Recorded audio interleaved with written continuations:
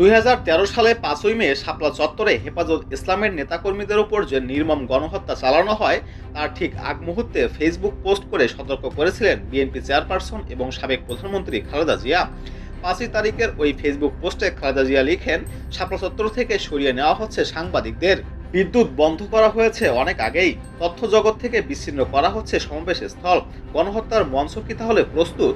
এখন খালি হত্যাকারীদের নামার পালা, আওয়াজ তুলুন, সবাইকে জানান।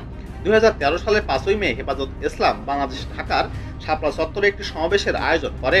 তারা 13 দফা দাবি নিয়ে এই সমাবেশ করে, যার মধ্যে ইসলাম অবমাননার বিরুদ্ধে কঠোর আইন প্রণয়ন, নাস্তিক ব্লগারদের শাস্তি এবং নারী উন্নয়ন প্রণয়ন নীতিমালা বাতিলের দাবি ছিল।